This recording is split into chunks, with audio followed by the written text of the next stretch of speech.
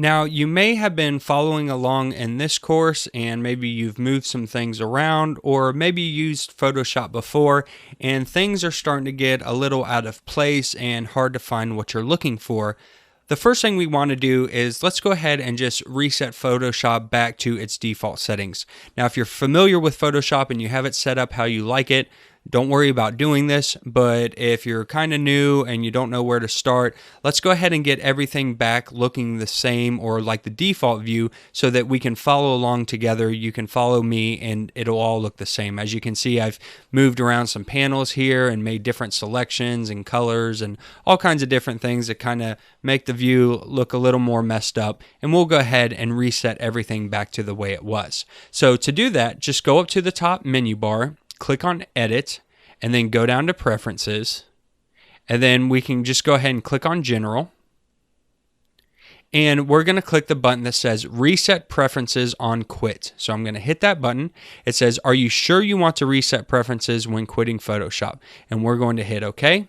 Now this is going to reset all of our preferences, even in the Preferences panel, back to their original settings. So anything that you've changed in here, you will need to change back. One reason why I want to do this is just to show you how to set up some of these things also.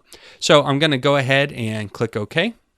And then we'll have to close Photoshop and reopen it for that to take effect. So go ahead and close out Photoshop and then bring it back up.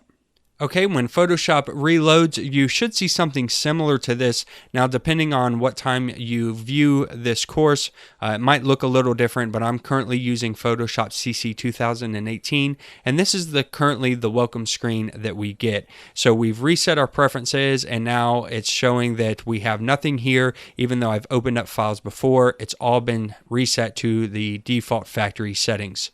So let's go ahead and just click on Create New for a moment and open up a document. We can just use a default Photoshop size. Don't worry about changing any of these settings, and just hit create and just make sure that everything has been set back to the original view. And it looks like it has, because here we have the Learn panel back open, and this is what the Essentials workspace looks like when we first open it. If it doesn't look like this after you reset your preferences, just go up to the top and go to Window, then go down to Workspace and click Reset Essentials. And when you do, it will reset all of those panels for you. And now we are back to the default settings of Photoshop. Now we're going to go in and make some changes to some settings of preferences and things, but at least you and I are starting at the beginning and you can follow along and things should look pretty similar to this.